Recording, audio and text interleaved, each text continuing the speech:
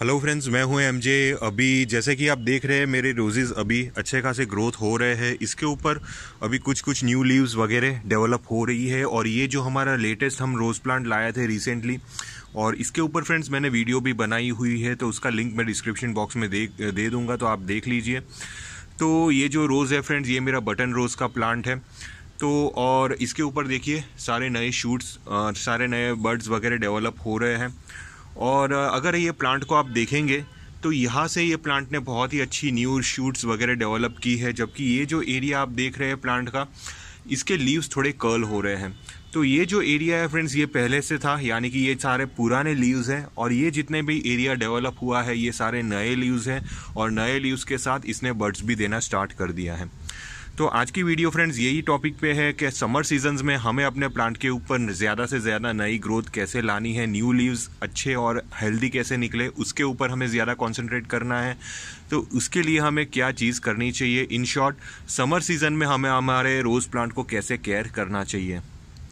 तो अभी तो ये रोज़ प्लांट मैंने आपको दिखा दिया फ्रेंड्स। अभी इसके जितने भी न्यू लीव्स डेवलप हो रहे हैं वो सारे हेल्दी लीव्स डेवलप हो रहे हैं और प्लांट की ग्रोथ भी बहुत ही अच्छी हो रही है। ये हमारा दूसरा एक बटन रोज़ का प्लांट है फ्रेंड्स। इसके ऊपर भी देखिए सारे न्यू लीव्स वगैरह डेवलप हो चुके हैं और प्लांट की ग्रोथ भी बहुत ही अच्छी हो रही है। साथ में ये हमारा मिनिएचर रोज़ का प्लांट है। इसके ऊपर भी देखिए फ्रेंड्स न्यू बर्ड्स निकले हुए हैं और इसके ऊपर भी सारे न्यू लीव्स डेवलप हो रहे हैं और न्यू बर्ड्स डेवलप हो रहे हैं। तो ये तो हमारे नए प्लांट हो गए। और ये एक दूसरा हमने कश्मीरी रोज़ का प्लांट परचेज़ किया है, उसके ऊपर भी देखिए से फ्रेंड्स सारे न्यू लीव्स अभी डेवलप हो चुके हैं।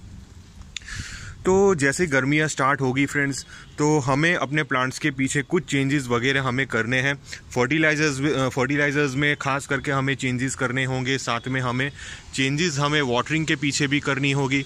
हमें किस हिसाब से प्लांट को वाटरिंग देनी है, फर्टिलाइजर्स हमें किस हिसाब से देना है, वो सारी चीज़ें आज मैं आपको बताने वाला हूँ। अभी दोपहर के 3:30 बजे है फ्रेंड्स और अभी मैं अपने गार्डन में हूँ। तो जैसे मैं अपने रोज़ प्लांट को अभी इंस्पेक्ट कर रहा था तो मुझे लगा कि ये चीज़ मैं आपके साथ शेयर कर लूँ। जैसे ही आप दोपहर के टाइम अपने गार्डन में आते हैं, या तो रात के टाइम आते हैं या तो मॉर्निंग के टाइम आते हैं, कभी भी आप अपने गार्डन में आते हैं, तो सबसे पहले फ्रेंड्स आप अपने गार्डन की, अपने रोज़ प्लांट की मिट्टी चेक कर लीजिए। मिट्टी कितनी वेट है या तो मिट्टी कितनी ड्राई है। अगर बहुत ही ज़्यादा ड्राई मिट्टी हो तो बाद में ये सीज़न में आपके रोज़ प्लांट को ऐसी मिट्टी बिल्कुल भी नहीं चलेगी। मिट्टी के अंदर हल्का सा नमी रहना चाहिए। जैसे कि अभी दोपहर का टाइम है, दोपहर के टाइम पे भी मिट्टी के अंदर हल्की सी नमी है। तो ये टाइप की मिट्टी अगर दोपहर के टाइम रहेगी आपके रोज़ प्लांट की, तो बाद में आपका रोज़ प्लांट कुछ ये हिसाब से न्यू शूट्स निकालता ही जाएगा। और हो सकता है कि धीरे धीरे छोटे छोटे फ्लावर्स भी वो प्रोड्यूस करेगा। जैसे कि फ्रेंड्स मैं बोल रहा हूँ छोटे छोटे फ्लावर्स, क्योंकि समर सीज़न में कभी भी आप अपने रोज़ प्लांट के ऊपर बड़े फ्लावर्स एक्सपेक्ट ना करें, या तो फ्लावर्स की क्वांटिटी ज़्यादा एक्सपेक्ट ना करें। अगर इस समर सीज़न में आपका रोज़ प्लांट कुछ ये हिसाब से न्यू शूट्स निकाल रहा है, तो मतलब ये है कि आपका प्लांट अभी ग्रो कर रहा है, अच्छी कंडीशन में है। तो अभी हमें इसके ऊपर ज़्यादा फ्लावर्स का एक्सपेक्टेशन नहीं रखना है। दूसरी चीज़ का हमें ये ध्यान रखना है फ्रेंड्स, फंगीसाइड और पेस्टिसाइड का एप्लीकेशन आप करते रहिए। क्योंकि जितनी ज़्यादा हीट बढ़ती जाएगी क्लाइमेट के अंदर, उतने ही आपके रोज़ प्लांट स्ट्रेस में आते जाएंगे। स्ट्रेस में मतलब हीट स्ट्रेस हो जाएगा प्लांट को, जिसकी वजह से इसके ऊपर पेस्ट आसानी से लग सकते हैं। तो हो सकता है फ्रेंड्स पेस्ट की वजह से ही आपका प्लांट मर जाए। तो इसीलिए हमें पेस्टिसाइड और फंगीसाइड का एप्लीकेशन करना है वीकली बेसिस पे। लेकिन आप डाल सकते हैं या तो रात के टाइम या तो अर्ली मॉर्निंग। रात के टाइम में इसलिए बोल रहा हूँ फ्रेंड्स, क्योंकि रात के टाइम क्लाइमेट के अंदर हीटनेस बहुत ही थोड़ी कम रहती है, दिन के टाइम हीटनेस थोड़ी ज़्यादा रहती है। और अगर आप अपने प्लांट के ऊपर फंगीसाइड या तो कोई भी दूसरा रोग और पेस्टिसाइड का एप्लीकेशन करते हो, तो बाद में उसकी हीटनेस आपके प्लांट के लीव्स को बर्न नहीं करेगी और आपके प्लांट के ऊपर से डिजीज़ और पेस्ट भी भाग जाएंगे। पेस्टिसाइड में फ्रेंड्स मैं यूज़ करता हूँ रोगोर पेस्टिसाइड, और फंगीसाइड में मैं यूज़ करता हूँ बेविस्टिन फंगीसाइड। तो ये दो फंगीसाइड और पेस्टिसाइड फ्रेंड्स मेरे यहाँ बहुत ही अच्छा रिजल्ट दे देते हैं। जितने भी फंगस वगैरह मेरे प्लांट के ऊपर लगे हुए होते हैं वो भी भाग जाते हैं, साथ में पेस्ट भी लगे हुए होते हैं वो भी भाग जाते हैं। तो इसीलिए मेरा प्लांट हमेशा पेस्ट से फ्री रहता है। और मैं हर वीकली बेसिस पे रोगोर पेस्टिसाइड के एप्लीकेशन कर लेता हूँ, और फंगीसाइड का एप्लीकेशन मैं हर 10 दिन या तो 15 दिन के अंतर में अपने प्लांट की कंडीशन को देख के मैं अप्लाई कर लेता हूँ। अब बात आ जाएगी फ्रेंड्स सनलाइट की, कि हमें कितनी सनलाइट ये समर सीज़न में हमारे प्लांट को प्रोवाइड करनी है। तो जैसे कि आप सभी को पता है फ्रेंड्स, मैं ग्रीन नेट डालने वाला हूं अपने गार्डन के ऊपर, इसीलिए मेरा प्लांट तो बहुत ही तेज़ गर्मियों की हीट से बच जाएगा।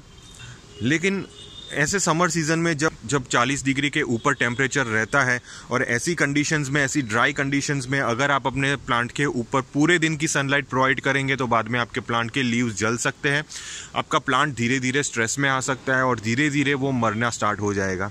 तो हो सके फ्रेंड्स, आप अपने प्लांट को थोड़ी शेड प्रोवाइड करिए, ज़्यादा से ज़्यादा आप इसको 4 घंटे की सनलाइट प्रोवाइड करिए, उससे ज़्यादा अभी इसको सनलाइट प्रोवाइड करने की ज़रूरत नहीं है।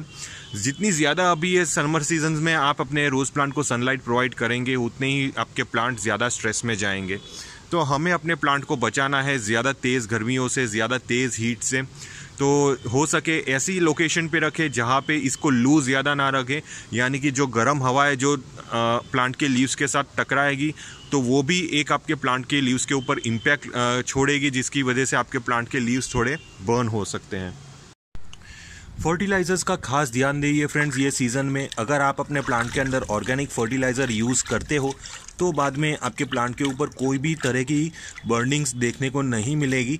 लेकिन अगर आप केमिकल फर्टिलाइजर्स यूज़ करते हो तो बाद में आपके प्लांट के ऊपर बर्निंग्स आराम से देखने को मिल जाएंगी।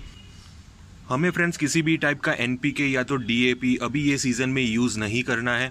और जैसे कि आप DAP NPK रेगुलरली आप अपने प्लांट के अंदर यूज़ करते भी हो तो उसका डोज आप 50% से भी कम कर ले, धीरे धीरे करके आप ये NPK या तो DAP प्लांट की सॉइल के अंदर डालना बंद कर दें। एकदम से बंद कर देंगे तो भी प्लांट को दिक्कत होगी, क्योंकि प्लांट को एक टाइप की फर्टिलाइजर्स की आदत हो जाती है। जैसे ही आप वो फर्टिलाइजर्स प्लांट को देना बंद कर देंगे तो बाद में आपका प्लांट थोड़ा स्ट्रेस में आ सकता है, उसको थोड़ी फर्टिलाइजर्स की कमी पड़ सकती है। इसीलिए कभी भी कोई भी फर्टिलाइज़र आप अपने प्लांट के अंदर से बंद करना चाहते हो तो हमेशा थोड़ा थोड़ा करके बंद कर दीजिए। सबसे पहले उसकी क्वांटिटी 50% जितनी कम कर दीजिए, बाद में उससे थोड़ा कम करिए, उसका ड्यूरेशन थोड़ा लंबा कर दीजिए।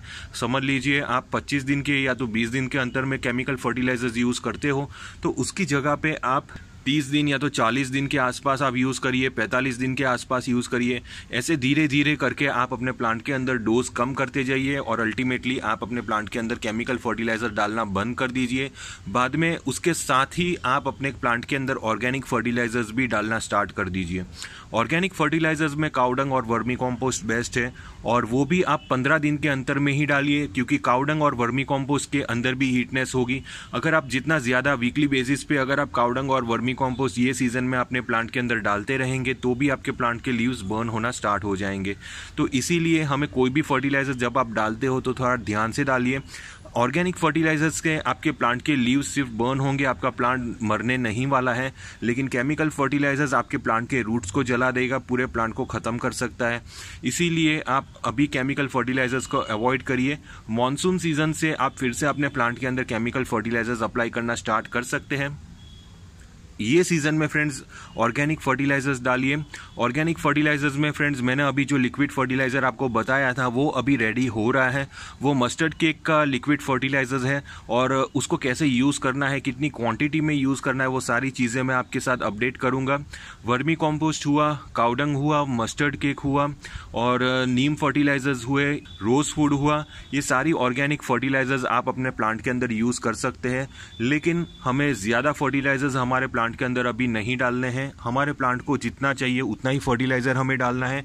जैसे कि अभी ये जो छोटा पौधा है, छोटे पौधे के अंदर हमें हर 15 दिन या तो 20 दिन के अंदर फर्टिलाइजर्स अप्लाई करना है।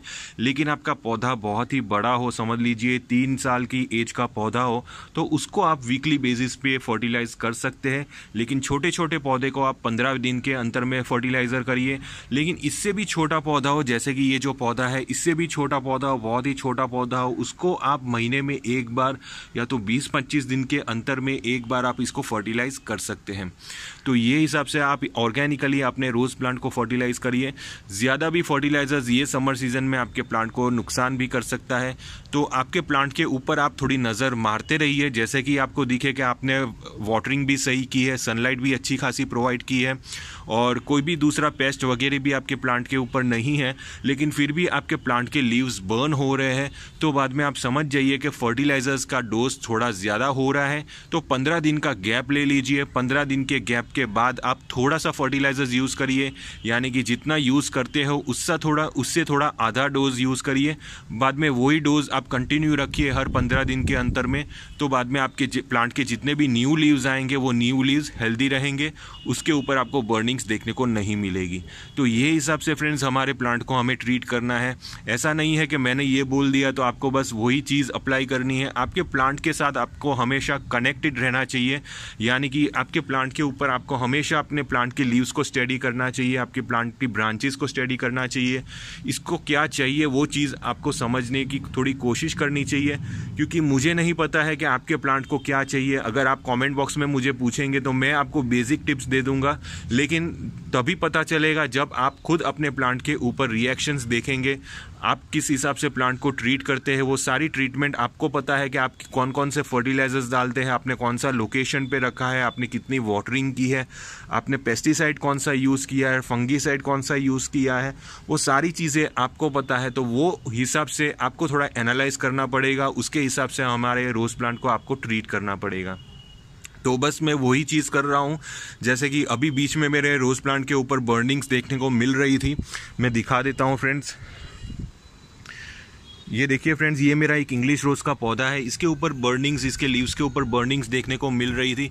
तो फ्रेंड्स मैंने ये जो प्लांट है इसके अंदर मैंने काउडंग लिक्विड डालना बंद कर दिया है 15-20 दिन से, और उसके बाद जितने भी इसके नए लीव्स सारे निकले हैं वो सारे हेल्दी निकले हैं, ग्रीन निकले हैं। तो वो हिसाब से फ्रेंड्स हमें हमारे प्लांट को ट्रीट करना है। ऐसा नहीं है कि मैंने काउडंग लिक्विड वीकली बोल दिया है तो मतलब हमें वीकली ही डालना है। भले प्लांट के लीव्स बर्न हो रहे हैं, लेकिन आपके प्लांट के लीव्स अगर बर्न हो रहे हैं, प्लांट को दिक्कत हो रही है, तो वो फर्टिलाइजर्स का डोजेज हमें कम कर देना है, या तो हम 15 या तो 20 दिन के अंतर में हम इसको डाल सकते हैं। तो वो हिसाब से हमें अपने प्लांट को समझ के हमें फर्टिलाइजर्स अप्लाई करने हैं। तो फ्रेंड्स इतनी चीज़ों का थोड़ा ध्यान रखिए ये समर सीज़न में। तो बेसिक चीज़ें हैं फ्रेंड्स, जैसे कि वाटरिंग, सनलाइट वगैरह। वाटरिंग आप फ्रेंड्स रेगुलर करिए अपने प्लांट के अंदर। इसकी मिट्टी को कभी भी फुल्ली ड्राई नहीं होने देना है ये समर सीज़न में। अगर इसकी मिट्टी ड्राई होती रहेगी तो बाद में आपका प्लांट स्ट्रेस की वजह से ही मर जाएगा। तो अगर आप अपने प्लांट के ऊपर हेल्दी ग्रोथ कुछ चाहते हैं, कुछ ये हिसाब से न्यू शूट्स वगैरह आती रहती है, तो कोई टेंशन नहीं है। लेकिन अगर आपका प्लांट थोड़ा स्ट्रेस में जा रहा है तो ये सारी चीज़ों का आप ध्यान दें फ्रेंड्स, आपका प्लांट ज़रूर ग्रो होगा। खास करके पेस्टिसाइड, फंगीसाइड के ऊपर खास ध्यान दें ये सीज़न में, साथ में वाटरिंग और सनलाइट का भी ध्यान दें।